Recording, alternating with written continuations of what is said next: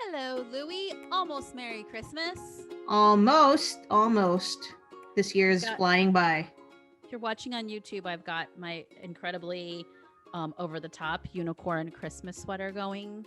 Louie does not have a Christmas sweater yet. No. So if you want to send me one as a gift, she'll wear it. Yep, probably. Maybe something with a naked cat on it. That would be awesome. Something like that.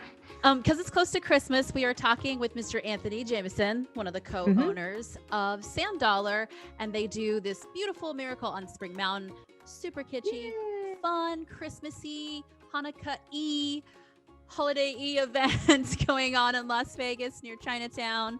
It's an awesome place that lots of locals hang out at. For pandemic provisions today, we are talking about holiday treats.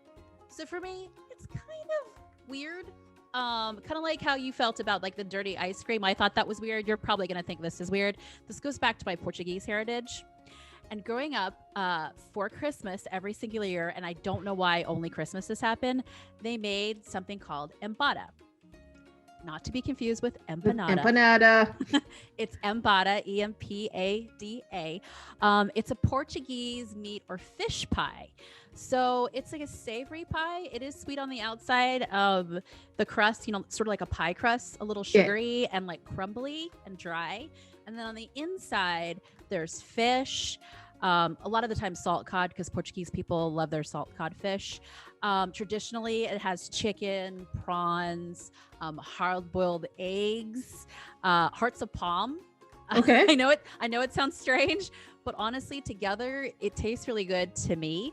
Now, it is, I think, sometimes an acquired taste because my mom can't stand them, and she's the one that's Portuguese in my family, like more Portuguese than anyone else. I love them, probably because as a little kid, it was a treat. You only got it during the holidays. Apparently, I have not tried. I'm going to try this year, so I will post it on Instagram. Apparently, it's quite an arduous, process of making these empada pies. So I will find out this year because, it's really important to bring back those old holiday and family memories with food. Louie, what's yours? Yeah, you talked about empadas and like how it's like integral to your the Portuguese culture. I'm gonna go with something of the Filipino culture. I'm gonna go with food for the gods, or food of the gods. It's basically a date and a walnut bar.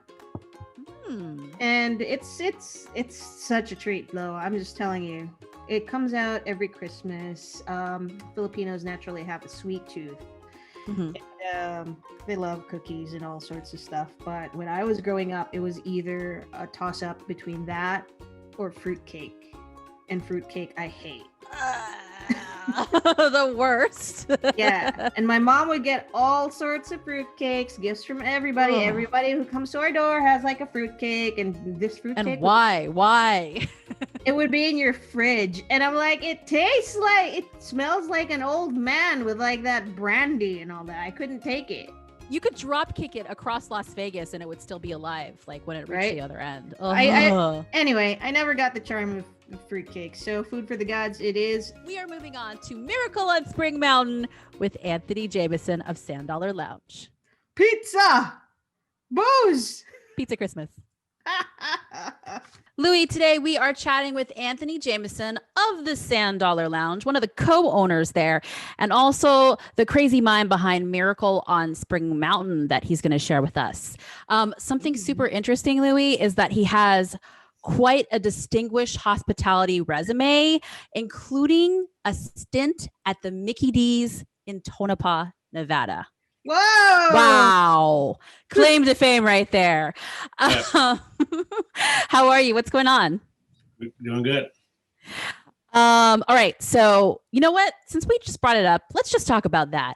How was your stint at McDonald's? Surprisingly, that McDonald's actually was extremely busy because they had tour buses that pull in the summer. So you'd have like 200 tourists lining up out the door into the street. Mm-hmm. It wasn't your average McDonald's, but. So where was it in like proximity to the Mid Spa? Is it right next to the Mid Spa, or is it that the McDonald's by the gas station? It's in the Summit when you come into town from the Vegas end of it. Oh, gotcha.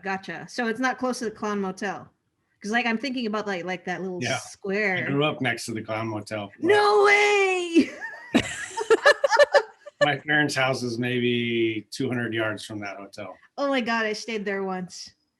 I would stay there again. It's an experience. I've actually never been in one of those rooms. It's crazy. What are we talking about here? Like, I've heard of it. Is it like full of clowns? It's their reception area, thousands of clowns, and then it's built like the backyard is a graveyard, like a really old graveyard. So it's thought to be haunted. Really freaking creepy, basically. Yeah. Awesome. And then Tonopah is very dark. You go stargazing there. So, it's like dark when you get there at night. It's like super dark. You won't see the graveyard. But. Great. Dark and full of clowns. Yep. I should go there. It's awesome. So we're here to talk about the wonderfully kitschy, elaborately creative Miracle on Spring Mountain. It's happening right now at the legendary Sand Dollar Lounge. What's in store for us, Anthony? Besides Santa and Christmas sweaters, what else? Yeah, I mean, it's pretty full immersive. So we decorated over the top. Obviously, this year's budget was a little bit less than it should have been, but we had everything from last year, so we just added to it. So once you walk inside, it's a completely different world compared to what the normal Sand Dollar would be. What kind of cocktails are we looking at here? I'm guessing lots of specialty Christmas cocktail type situations. Yeah, there's 10 specialty cocktails that kind of run the gamut of all versions of like the classic cocktails. You have a martini, a Cosmo, an old fashioned, a flip, kind of cover all the bases, but obviously done with over the top spices and Christmas cheer. We are, of course, interested in the chef pizza pop-ups because we're two chefs. And you have coming up James Trees, Brian Howard, Chris Decker, to name a few, our buddy. By the way, they've all been guests of Two Sharp Chefs. So that's really cool. These guys in particular are just people that I'm in touch with kind of on a weekly basis, just naturally. And many of them have worked together at some point in their career. So I figured it's kind of like a friendly competition amongst them to put them all in the same basically room, theoretically. Yeah. And I mean, because these guys, I'm really looking forward to Chris Decker. Yeah. I'm partial. I'm looking forward to all of them, but Chris Decker. Yeah. I saw his like little mortadella picture. I'm like, ooh, mortadella pizza. Yeah. Sounds so good.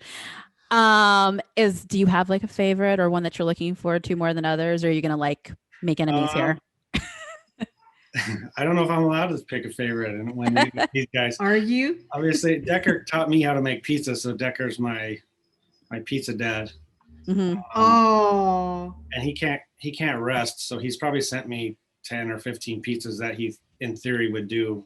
So he just needs to narrow it down. just a little bit, Chris. Just a little bit. Right.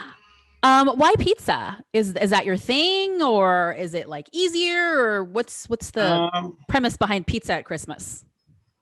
Well, we only do pizza at the Sand Dollar. Okay.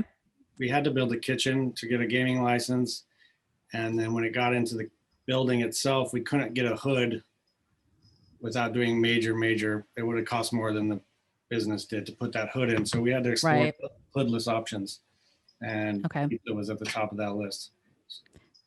Have you given the chefs any guidelines, or are you just kind of like go crazy? No, we're all in a group text, so the shit talking has already started. Oh my God, to be on the fly on the wall in that group text of men. Right. Oh my God. Does it get really nasty and like chef talky? No, they're pretty cordial with each other. Yeah, right. Lies.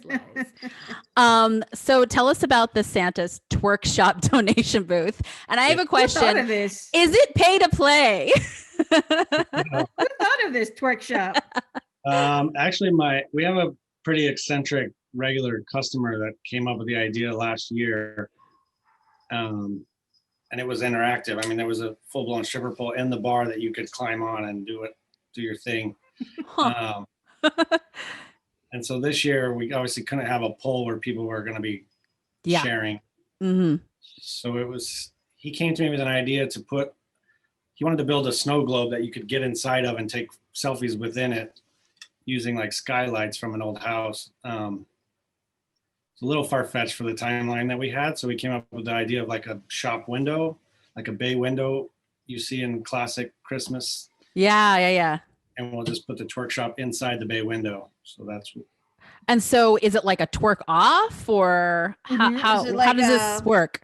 It's more just the props in there. We got the elf on the shelves are actually physically on the pole.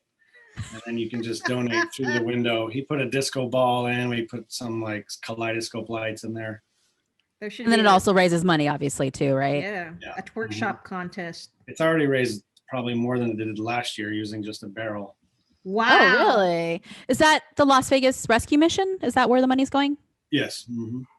Wonderful. All right. So these miracle pop-ups, actually, I read that they started in New York City in 2014. Now they're all over the world. How did you decide to bring them here to Vegas, or this one to Vegas? My partner Benito came to us with the idea because he's friends with the PCH location in San Francisco that does it. And they basically said, if you're not doing it, you're a fool. And so we said, okay. So that's really how easy it was. What are some safety protocols in place? Obviously, the 25% mandated has taken everything to an extreme. So our 6-foot distancing is more like 10-foot distancing most of the time now because there's really no need to set tables next to each other. Mm-hmm.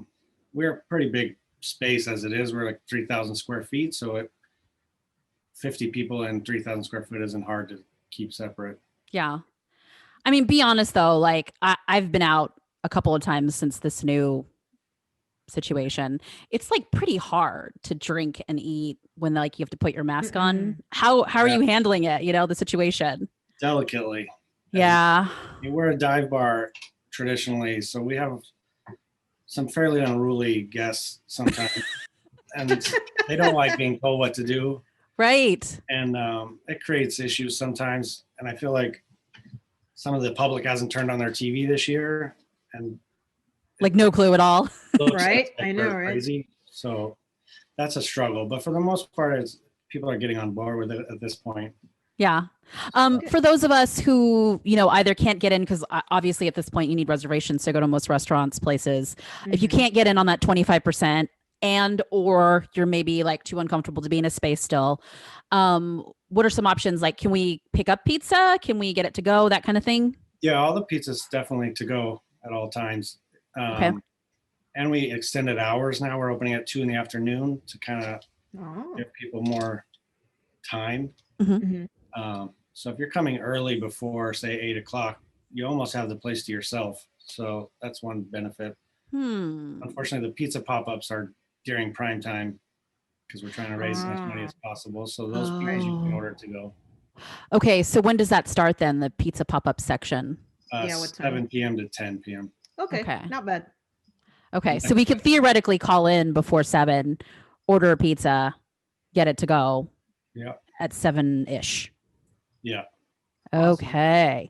Sand Dollar. We got to talk a little bit about Sand Dollar because we actually tried to get you on last year, but our schedules just never worked. Sand Dollar. It started in 1976 as a blues bar. And with like BB King and Muddy Waters. I even had heard that Mick Jagger at one point was there. It closed in 2013. What made you and your partners want to revive it? It's a lot of factors. I was personally wanting to open a restaurant since I was a child. So Benito came to me and told me the Sand Dollar was for sale. And, it's kind of a stepping stone. If you can't work with that address, we might be in the wrong business, 'cause it's such a good address. It was kind of a cursed location in many people's eyes. I think it was just misrun for so long. Mm-hmm. So we said, let's do it. So 45 days later, we had the keys. Wow. That's And awesome. then what has it been like? Like struggle and fun? Like what's been the journey? Yeah, all of it. It's struggling fun. I mean, any business is going to be struggle. That place in particular was a very much of a struggle. It was pretty run down when we got it. So it's been a work in progress. We didn't have the, big $1 million budgets to just come in there and gut it and redo it. So we've been just building over the years. Cool. So you're a hot spot for locals, which is very cool. But more specifically, you're a hot spot to people like us, hospitality peeps. Yeah, I gotta say, for regular drinking, we go to PTs. But when somebody's like going away and it's a special occasion, it's always the Sand Dollar. Yes. Nice. That's how special you guys are to us. So. Yes. And something crazy happens every single time I go to Sand Dollar. Yeah. In a good way. Always. But like crazy stuff. We can't even tell the stories here. They're so NSFW. It's not even funny. Mm-hmm. But how cool is that to be too cool for school? Because you are. Like the place is too cool for school. It's a good feeling to be recognized by your peers. But quite honestly, we didn't know anyone else outside of the industry. So you didn't really have a choice. didn't know many bankers to come help us out. So is it just kind of one of those situations where you knew people? Or I guess I think a lot of people would love to know what the secret is to be like the place where hospitality peeps, because we tip well, like we order a lot of drinks, we like to drink. It's a good crowd to have. The address is what lends itself mostly to that. I would think if we were on the 15 somewhere, they wouldn't come as often. I would say it's just convenient for them to get off work and they can be at the bar in 5 minutes or less. That's true. Anthony, did you bring something for show and tell for us? I did. Okay. I didn't know what to bring because I have like every gadget. Please. It's funny that we talked about McDonald's, so I brought my favorite spatula. Oh! Okay. It's simple as it's the best spatula ever made though, because it's pure bendy. steel. Oh yeah. And it's paper thin. I don't know if you can see that. Yeah. It basically can cut like a knife and it doesn't rust, it doesn't bend. I use it for everything. So. And so does that love go to your back down all the way to your McDonald's days? Oh no! A lot of spatula use back then. Yeah, flipping burgers, right? Yeah. I have a giant cast iron, like a 40-inch. I call it the Widowmaker. And this thing. What is that? I want to see the Widowmaker. I can haul it up here. You guys want to see it? I kind of want to see the Widowmaker. Louie, you want to see the Widowmaker? Yeah, please. Show us. Yeah, I know. We have a minute. Show us the Widowmaker because I want to see what this looks like. That's crazy. You're gonna shit. Okay, perfect. Holy crap! Yeah. That's the size of a small child, Anthony. You definitely can put child in there. So how heavy is that? Probably like 50 pounds. Holy crap. You could definitely use that as for shoulder presses or something. Yeah. All right. So 40-inch pan. So what do you cook cook in on your it? cast iron? Yeah. Same question. With your little spatula.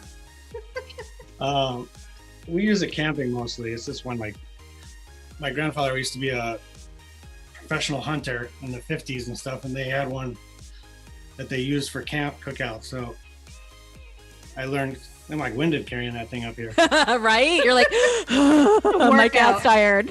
So there's one in our family. My dad wasn't ready to give it up yet, so I had to go get my own. And we use it mostly camping or big events.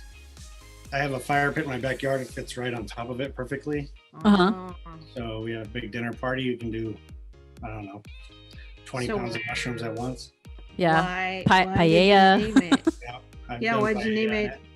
Yeah, why'd you name it Widowmaker though? Yeah. Because you hit your shin on it and you go down. So you're drinking by the fire and you hit your knee and then you just are fucked, basically. Yeah, it doesn't move, but you do. Oh my God, I love that. That's the best. The Yeah. spatula is like the best stainless or cast iron, what do you call it? Yeah, cast iron scraper there is. Is it just from like a restaurant supply store or something? To be honest, I don't remember where I got it. I've had it like 20 years. Oh, those are the best pieces of equipment when you've got it for like 20, 30 years. And then when you lose it, you're like, so pissed. Yeah. Ugh.